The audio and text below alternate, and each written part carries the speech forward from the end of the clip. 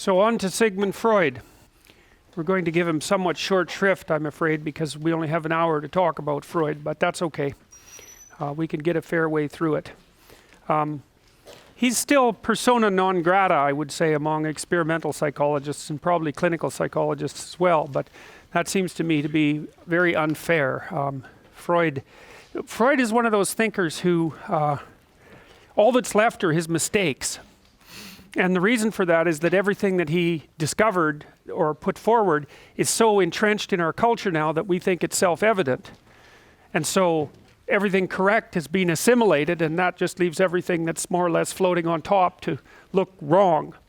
But Freud is also one of those thinkers who was always wrong in an interesting way, and that's very useful. And so I also think that many of the things that he put his finger on that are of still disputed, for example, the idea of the Oedipus complex, are much more useful than people are willing to admit, especially in the clinical realm, because the Oedipal complex, which we'll talk about quite a bit, is actually a description of a fairly stable form of familial psychopathology where the child gets trapped within the confines of a family because the relationship with one parent or the other or both is so tight that they can't break beyond it, and maybe because of their own inability to move towards independence, but more frequently because of what you might describe as a kind of conspiracy between the son and the parent, or the child and the parent, that prevents them from moving towards autonomous life and keeps them in a state of, essentially a state of childhood dependence. Freud said, "I started my professional activity as a neurologist trying to bring relief to my neurotic patients. Under the influence of an older friend and by my own efforts, I discovered some important new facts about the unconscious in psychic life, the role of instinctual urges and so on. Out of these findings grew a new science, psychoanalysis, a part of psychology, and a new treatment for the neuroses. I had to pay heavily for this bit of good luck. People did not believe in my facts and thought my theories unsavory. Resistance was strong and unrelenting. In the end, I succeeded in inquiring pupils and building up an international psychoanalytic association, but the struggle is not over." He made that recording just shortly before he died. He moved to England to escape the Nazis. Before Freud, I guess, the mind was, it's complicated because Freud, of course, was not the only person to be thinking along the lines that he thought. Pierre Janet, who was one of his teachers, had originated and started to develop many of the ideas that I would say were popularized by Freud. But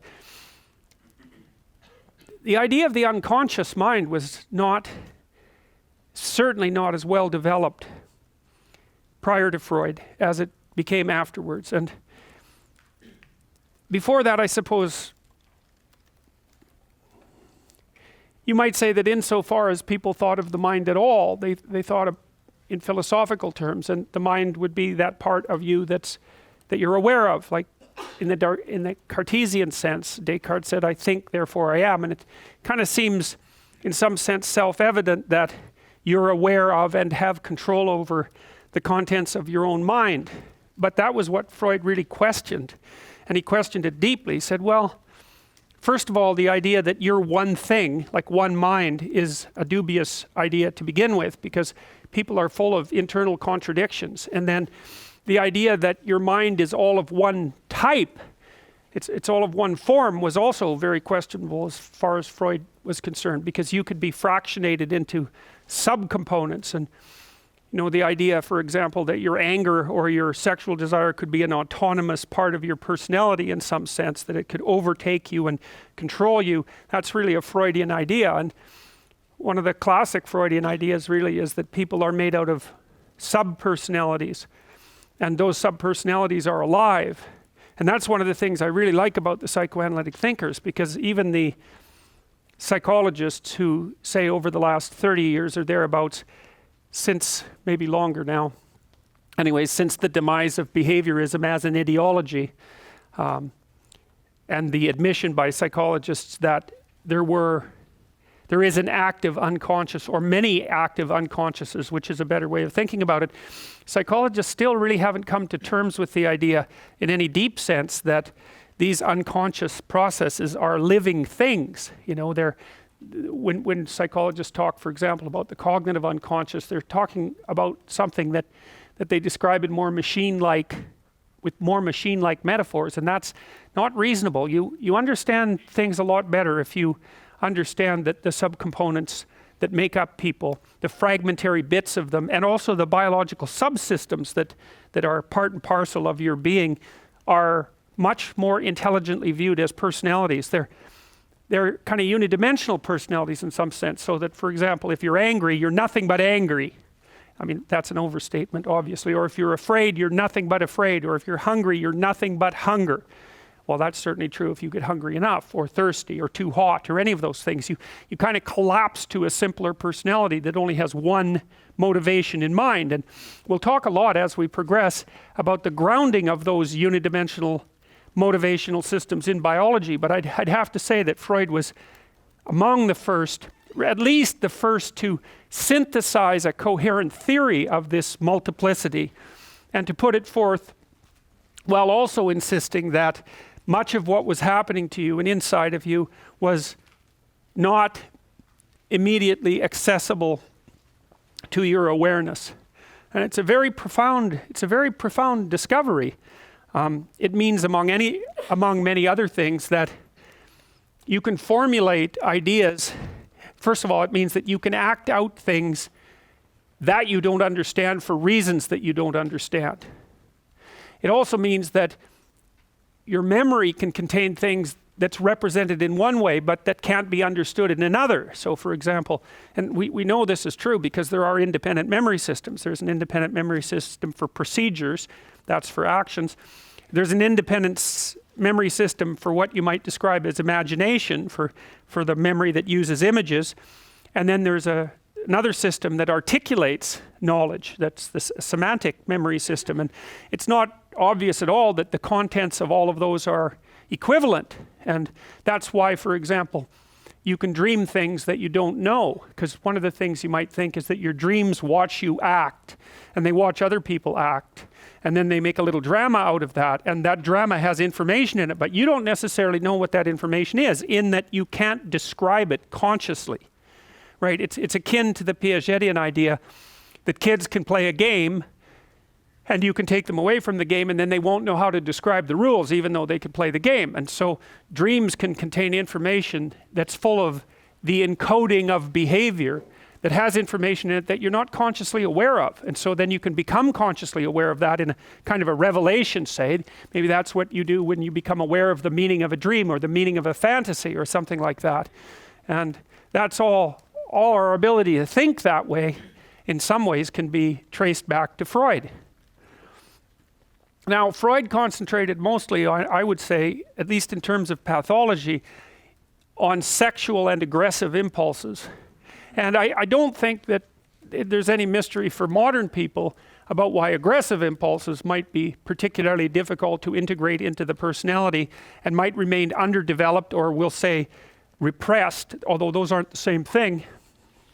And I think you might think that in different times in society, some things are allowed to surface and express themselves and other things are less allowed. And so Victorian times had a number of characteristics that made the repression of sexuality particularly likely, and perhaps also the repression of aggression. And we're talking about Victorian times in Europe, obviously, and only one time and one place.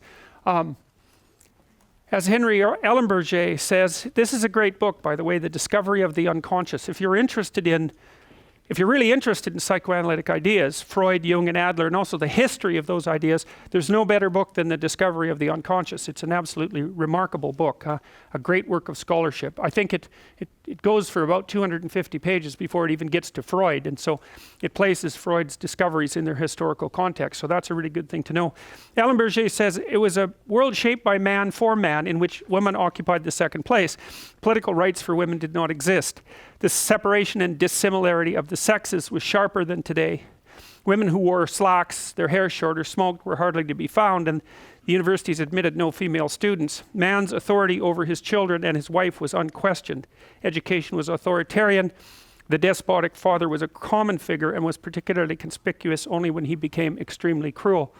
Laws were more repressive, delinquent youth sternly punished, and corporal punishment was considered indispensable. Now, so the times themselves, I would say, were harsher and more repressive, but then there was an element to sexuality that was also extraordinarily problematic. I mean, the first thing you might notice, might consider, and people generally don't, it's almost impossible to overstate how revolutionary the birth control pill actually is. You know, people like to think that the political rights that women have attained have been a consequence of a political struggle, but I don't buy that for a second. I don't think that's true even in the least. I think that what happened was that we underwent a biological revolution in the 1950s, late 1950s, with the emergence of the birth control pill, and that for the first time in human history gave women pretty reliable control over their reproductive function, and that really transformed them into entirely different biological beings in many, many ways. Like, here's an example, a subtle example. So, you know, if you track women through their ovulation cycle and you show them a picture of a man, the same man, and you do nothing but vary his jaw width, when they're ovulating, the guy with the wider jaw is more attractive, and when they're not ovulating, the farthest away from that, the guy with the thinner jaw is more attractive, and that's associated with testosterone levels. And so women who are fertile like more masculine men, and basically if you're on the pill, then you're never in that ovulation phase. And so one thing that may have happened, and I don't know this for sure, but it's interesting to consider, is that since women have been taking the birth control pill, their preference for less masculine men has become more pronounced. And that could easily be one of the things that's fueling at least some of the tension that's existed and exists now politically between men and women. But the point is that you just cannot ignore the massive consequences of a biological revolution like that, and to make any other factor causal when you're trying to understand the political movements, especially in the last, say, 40 years, you're putting the cart before the horse. Now, it's reasonable to point out that the pill wouldn't have been accepted as a technology if certain political changes with regards to the emancipation of women hadn't already been in place, right? No one would have even been allowed to do something like investigate contraception. So you can't separate the biological from the political entirely, but it's still very useful to organizing your thinking to realize just how profound a revolution that was. But now back in the Victorian times, see, there's another thing about sexuality. Modern people like to think that there's nothing dangerous about sex, and that is like the stupidest thing you could possibly ever hypothesize, because everything about it is dangerous. It's dangerous emotionally, it's dangerous socially, it's dangerous because of the possibility of unwanted pregnancy, and it's dangerous because of the possibility of sickness, and that's a major one. I mean, so when AIDS emerged in the 1980s, that could have easily killed all of us. Now, the fact that it didn't was wonderful, but it did kill hundreds of millions of people. So it was no joke, it was a big deal, and AIDS mutated to take advantage of promiscuity. And so the relationship between sexual behavior and the transmission of disease is actually mediated at the biological level. But anyways, back in the 1890s, they had the same problem, right? They had the problem with syphilis. And syphilis is one nasty disease. It can mimic almost any other disease, and it's devastating to your nervous system, and you can pass it on to your children. And so part of the reason that sexuality was heavily repressed in the Victorian period was not only because of the possibility of unwanted pregnancy, the relative poverty of people. You know, back in 1895 in Europe, the average person lived on less than $1 a day in modern terms. You know, it's almost impossible to understand how poor people were. And so sex in a poverty-stricken place is also a lot more dangerous than it is in a rich place, because especially if given the lack of employment opportunities for women back in the Victorian period, if you happened to get pregnant out of wedlock, you were in serious trouble.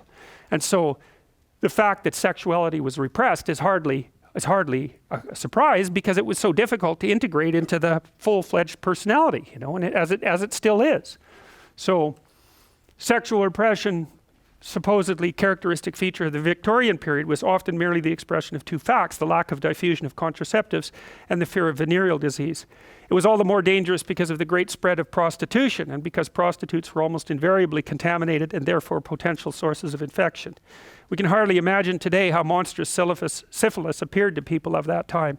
Well, we can imagine it a little bit better than they could in 1970 because it hasn't, AIDS is still with us, although it's nowhere near the plague that it was, say, 25 years ago. Well, here's the Freudian world. So let's take a look at the history of, or the idea of the unconscious to begin with. And one of the things that you might want to consider conceptually is that there are many different forms of unconscious. There's not just one.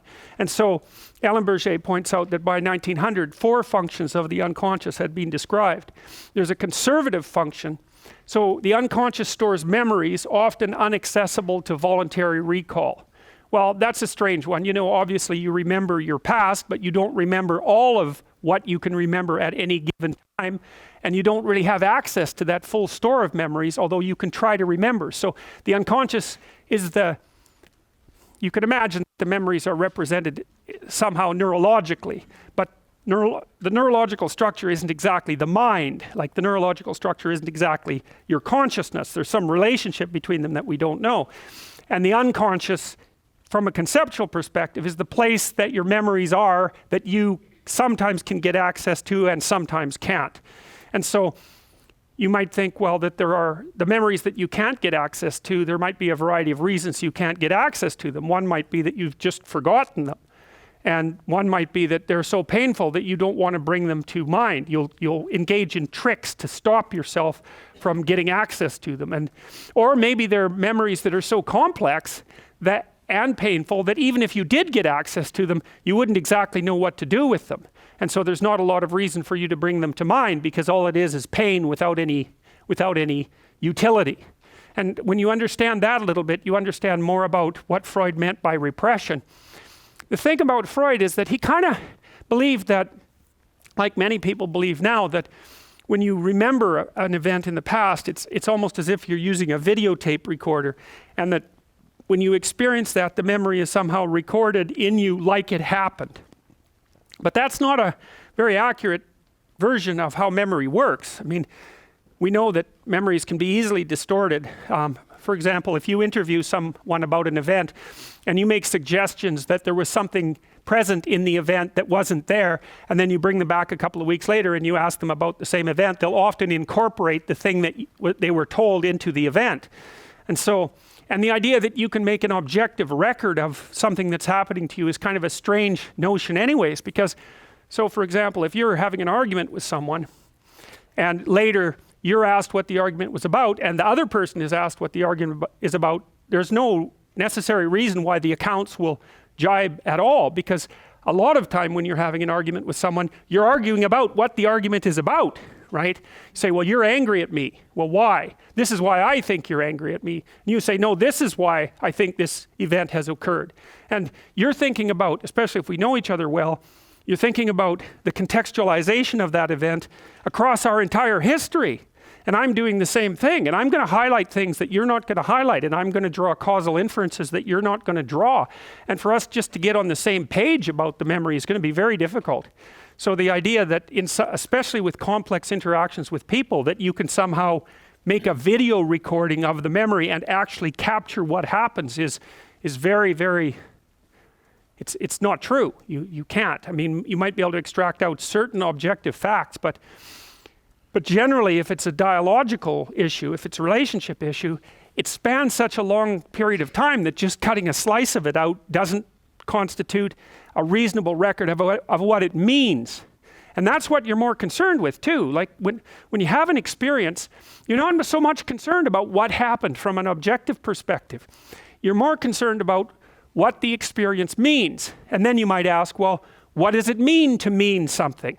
And that was the question I was trying to answer in that paper I had you read right at the beginning of the class. But one of the things that meaning means is that it has implication for the way you look at the world or the way you act in the world. And so if I tell you something meaningful, what that's going to mean is in the future, you're going to act slightly differently or maybe radically differently, depending on how meaningful it is, but also that the way that you look at the world has shifted. And the way that you look at the world is actually it's actually an unconscious process. I mean, you don't know while you're looking at the world how it is or why it is that you're looking at the world in that way. I mean, because, well, first of all, it would just be too complicated. And second, you wouldn't be able to concentrate on what was actually going on. So your attention, for example, is mediated by unconscious forces. And you know that perfectly well. And this is another Freudian observation. You know, if you're sitting down to study, for example, your conscious intent is to study, but you know perfectly well that all sorts of distraction fantasies are going to enter the theater of your imagination non-stop and annoyingly, and there isn't really a lot you can do about that except maybe wait it out. You know, so you'll be sitting there reading and your attention will flicker away. You'll think about, I don't know, maybe you want to watch Jane the Virgin on Netflix or something like that, or maybe it's time to have a peanut butter sandwich, or you should get the dust bunnies out from underneath the bed, or it's time to go outside and have a cigarette, or maybe it's time for a cup of coffee, or it's like all these subsystems in you that would like something aren't very happy just to sit there while you read this thing that you're actually bored by, and so they pop up and try to take control of your perceptions and your actions non-stop. Maybe you think, well, this is a stupid course anyways. Why do I have to read this damn paper? And what am I doing in university? And what's the point of life? It's like you can really get going if you're trying to avoid doing your homework. And then you might think, well, what is it in you that's trying to avoid? Because after all, you took the damn course and you told yourself to sit down. Why don't you listen? Well, because you're a mess. That's basically why. You haven't got control over yourself at all. And no more than I have control over this laptop. Okay, so there's the memory function of the unconscious, and there's the dissolutive function. That's an interesting one. The unconscious contains habits, once voluntary, now automatized, and dissociated elements of the personality, which may lead a parasitic existence. That's an interesting one. I would relate that more to procedural memory. You know, so what you've done is practice certain habits, whatever they might be. Let's call them bad habits. And you like those things to get under control, but you can't. So maybe when you're speaking, for example, you use like and you know, and you say a lot. And you've practiced that, so you're really good at it. And you'd like to stop it, but you don't get to because you've built that little machine right into your being, right? It's neurologically wired, and it's not under conscious control. And anything you practice becomes that. It becomes part of you, and that's another element of the unconscious, a different part. And then there's a creative part, which is that, well, you know, you're sitting around and maybe you're trying to write something, or maybe you want to produce a piece of art or a piece of music, or maybe you're just laying in bed dreaming and you have all these weird ideas, and especially in dreams, it's like, where do those things come from? And even more strange, one of the things that's really weird about dreams, and almost impossibly weird, is that you're an observer in the dream. It's like a dream is something that happens to you. Well, you're dreaming it, theoretically, so how is it that you can be an observer? It's almost like you're watching a video game or a movie, but you're producing it, at least in principle, although the psychoanalysts would say, well, no, not exactly. Your ego isn't producing it. Your unconscious is producing it. It's a different thing. It's a different thing. And of course, Jung would say, well, it's deeper than that. The collective unconscious might be producing it. It's in some sense, it isn't you exactly, or it isn't the you that you think of when you think of you. And that's the ego from the Freudian perspective, the you that you identify with. That's the ego. And outside of that is the unconscious. The id, that's more the place of impulses. And you could think about those as the biological subsystems that can derail your thinking, right? And that govern things like hunger and sex and aggression and your basic instincts is another way of putting it. And it's a reasonable way of thinking about it because these are subsystems that you share with animals. You share them certainly with mammals. You share most of them with reptiles. You share a lot of them with amphibians, and even going all the way down to crustaceans. There's commonality, for example, in the dominance hierarchy circuits. And so these are very, very old things. And the idea that you're in control of them is, well, you're not exactly in control of them. And I would say the less integrated you are, the less you're in control of them, and the more they're in control of you. And that can get really out of hand, you know. you can be like with people who have obsessive compulsive disorder, for example, which seems to be, I would say, the dissolutive elements in some sense of the unconscious, the way that it's portrayed here. Poor people with obsessive compulsive disorder, they can spend half their time doing things that they can't really control, and they have very strong impulses to do them, and it's very hard on them to block them. They'll almost panic if those things are blocked. And then you have people with Tourette's syndrome, that they'll be doing all sorts of weird dances and spouting off obscenities and imitating people without being able to control it, and sometimes a little bit of antipsychotic medication can dampen that down, but it's as if there are these autonomous semi-spirits inside of them that grip control over their behavior and make them do things. And you find that to some degree in your own life, because maybe you've become very attracted to someone, even maybe you don't want to be attracted to the person, and then you find yourself texting them when you know perfectly well that you should be going to bed, and you're in a grip of something, and you can't control it, and that's all part of the unconscious and all part of what Freud was studying. The dynamic unconscious, it's alive, and it's a composite. The mind is a composite of contradictory drives. Now, the way Freud thought about this basically was that with the id and the ego and the superego, so if you think about the id as the place where these contradictory drives emerge, so it's sort of nature within. The ego is the thing that's sort of being pushed back and forth by those contradictory drives, and the superego is the thing that's on top saying, you better behave yourself, you better behave yourself. And so it's a different model than the Piagetian model, because Piaget assumed that what would happen is that as the child, and I like the Piagetian model better, I think in healthy development, the Piagetian model is correct. But in unhealthy development, I think the Freudian model is correct. That instead of integrating, say, the aggressive and sexual drives, for the sake of argument, into your personality as you develop, what happens is the superego just represses them. Instead, so they don't become a dynamic part of you, integrated into your ego. They're just repressed. You just don't manifest them. And so that's how you be a good person, and you can be the victim of a very harsh superego, and that often happens if you've had a particularly tyrannical parent, one or both, or maybe a tyrannical grandparent, or maybe you're your own inner tyrant and you've picked up tyrannical voices through your whole life and aggregated them into this terrible judge that's always watching you, that's criticizing everything you do and restricting you badly and really badly in what you're allowed and not allowed to do. You see that with anorexic women.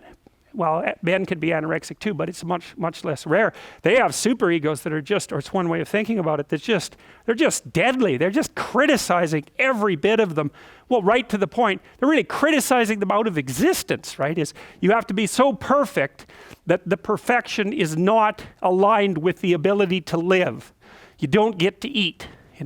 And people like that, they look at their bodies, they even look at their bodies incorrectly. Like anorexics seem to be unable to see their bodies as a whole. They can only see their bodies as parts. And when you start seeing your body as parts, you're really in trouble, because you can't get a sense of actually what it looks like. And body perception is very, very complicated. But anyways, Piaget thought about the ego as, in some sense, as the game that's played by all these dynamic drives that's shaped by the broader community, and so that could all be integrated. But Freud would say, well, look, when that doesn't happen, instead you're subject to the tyranny of the superego, and it just says you should never be angry, right? You should never express yourself sexually, because if you do, there's something wrong with you. You're a bad person, and you're a bad person if you ever get aggressive. And then people who are living like that under those circumstances, they're repressed is the right way to think about it. Now, Freud was interested in the idea that mental disorders could be caused for two reasons. One would be purely bodily, like maybe a head injury, or say in the case of schizophrenia, which is a good example, or manic depressive disorder, we have reason to believe that there's something physiological going on, even though identifying that has been very difficult. And it's probably because there isn't one form of schizophrenia. There's probably many pathways of brain injury that lead to schizophrenic-like symptoms, and there's likely not one form of manic depressive disorder either, if you think of the form as having a standard causal pathway. We know that there are, because we've done genetic studies on people who have manic depressive disorder in their family, and you can identify genes within a family that seem to be contributing to the disorder, but the problem is that those genes don't seem to be So then you'll take another family group with manic depressive disorder and it'll be a different genetic combination that causes that. So part of the reason why it's difficult to associate even the more biological mental disorders with biology all the way down is because they're so complex. And then there are other forms of mental disorder that don't seem to be structural at all. They seem to have more to do with, well, let's call it the psyche, right? And that it's more like the contents of your thought have a problem rather than the structures underlying your thought.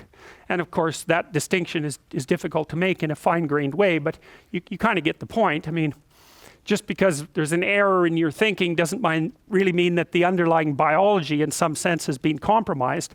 It's complicated because if the error is bad enough, then it can compromise the underlying biology. But whatever, it's a conceptual distinction, and part of the conceptual distinction is helpful if you're trying to think, at least in part, about how you might cure it, because if you're thinking about a brain disease, then that implies a different course of treatment, at least in principle, than it does if you're thinking about a psychological disorder, where you might think about talking to someone, for example, and straightening out their thoughts or helping them learn to behave in a different way. And it was really Freud who started to think that he was the first person to really posit, and this is pretty interesting, to directly posit that dialogue or conversation or speaking could be curative. And that's another thing that people don't like to give him credit for. I mean, there wouldn't be all these helping industries, social work and psychology and biological psychiatry, insofar as that also involves communication and counseling and all of these things. None of that would have existed in all likelihood if Freud wouldn't have made the original hypothesis that there was something about communication that could be curative. Now, Freud believed that experiences that hadn't been, now, he thought about experiences as repressed, and this goes back to the videotape idea of memory. So the idea would be that you have a record of everything that's happened to you, and the record's actually accurate. And then some of those things that happened to you were very, very shocking to you, or very hurtful, or very depressing, or very threatening, and so you've decided that those have become repressed. You're not paying any attention to them. Now, he has a complex mechanism to account for that, and I actually think this is a place where his theory went badly wrong, because you don't have a videotape memory, and it isn't obvious that the memories that you have of traumatic events are fully fledged and causally appropriate, but just not paid attention to. It's more like they're murky and unclear in and of themselves, and they contain too much. And I don't think that people so much repress as they do refuse to attend to, or are unable to attend to. So it's more like a passive avoidance than a passive avoidance of something that needs to be explored and gone through, rather than it is something you know that you don't want to look at, that you or part of you has put away. And I think that's a major weakness in his theory, and has led to a lot of problems with the idea of repression per se. But anyways, that was his idea, that terrible things have happened to you, and you, or some part of you, doesn't want to know about them, And so they live those repressed experiences live an autonomous life of their own too. And here's an example of a trivial example of how that might work.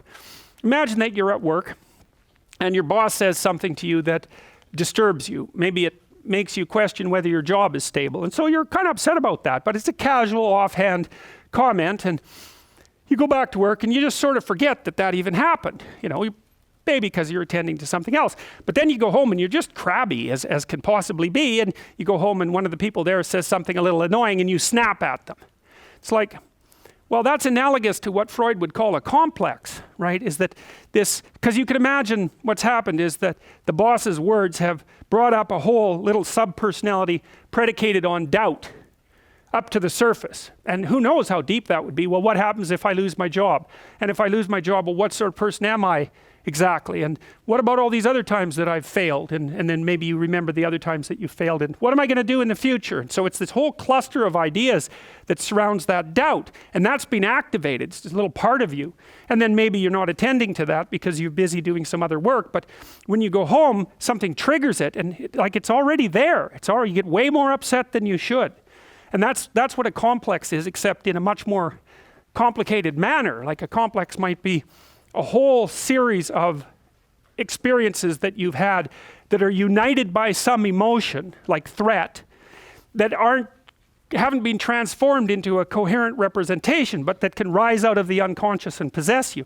If you guys, many of you guys have been depressed at least one point in your life, you know, it's actually very common for University of Toronto students, especially in their first year. It's about 1 in 3. If you give students the Beck Depression Inventory, about 1 in 3 University of Toronto students in our research have hit criteria for hospitalization.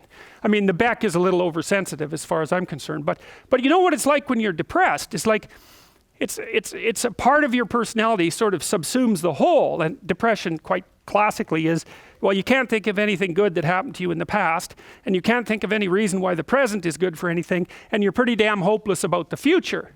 And so that's a complex as well, and it's a complex that consists of nothing but negative emotion, and it structures your memory and your perception and your plans for the future all at the same time.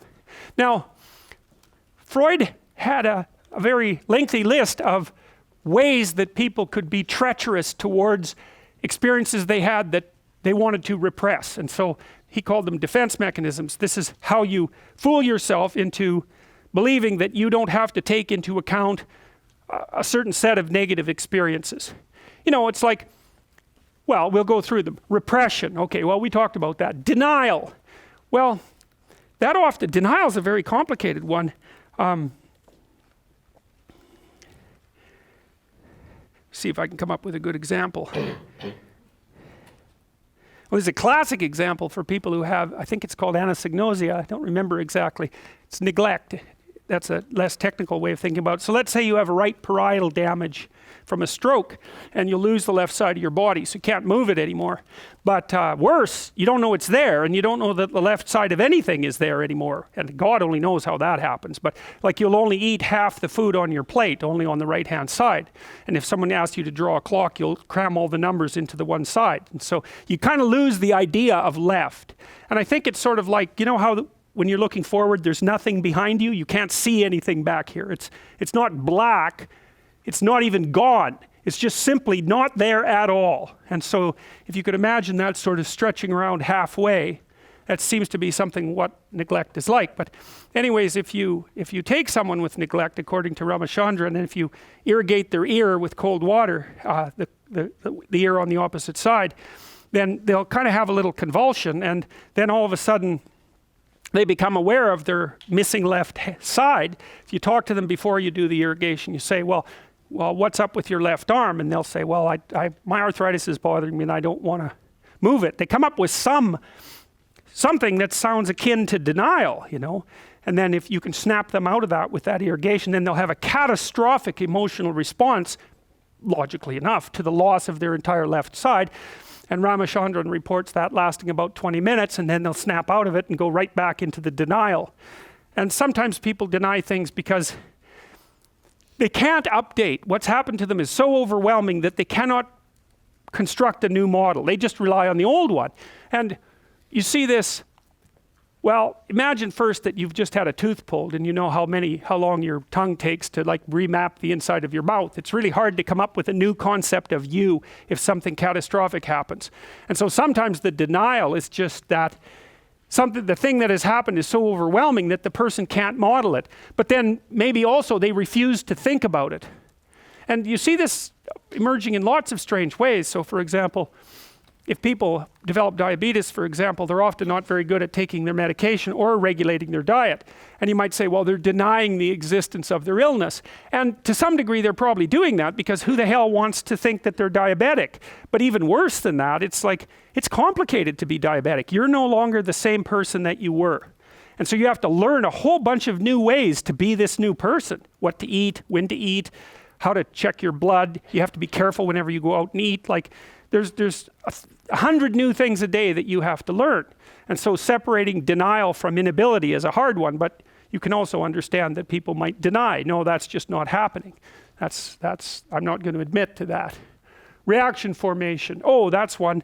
Maybe you hate your sister, And maybe you have your reasons, but you shouldn't hate your sister. So what you do is act as if you really, really like her. That's an overcompensation. So that's another form of defense mechanism. Displacement. My boss yells at me, I yell at my husband yells at the baby bites the cat. Well, they're not really dealing with the problem, which is the boss. It's just pushed on down the road. And identification. You're bullied. And instead of coming to terms with the fact that bullying occurs, you start bullying other people. Rationalization. Well, you know what that means already. You know, maybe you don't do your homework, you're procrastinating. I bet you can come up with 15 rationalizations, no problem, for why it's actually not necessary for you to do your homework right then. Intellectualization, well, Woody Allen's movies are about like that. He's got all these neurotic problems, but he's smart, and so he can come up with intelligent reasons why he's so messed up, even though he knows he's messed up and it doesn't help. Sublimation, well, that was one of the things that Freud thought characterized art. So for example, there's a lot of erotic content in art. And so if you're having trouble establishing a relationship, or if you want to have a relationship with many people, then maybe what you do is sculpt nudes or paint them. And then there's projection, which is I'm having an argument with you, and I'm unwilling to admit to my dark motivations, and I'm very skeptical of you, and so I assume that you're characterized by all the dark motivations that I won't admit to in myself. So now, Freud also believed that it was unconscious ideas that were at the core of psychological conflicts, and he described those conflicts as incomprehensible distress, psychosomatic symptoms, and so those would be the manifestation of psychological the manifestation of psychological content in bodily form. So that might be stress. A stress-related illness might be one way of thinking about that. I've had clients who had hysterical epilepsy, so that was quite interesting. So that was a somatic manifestation of a psychological problem.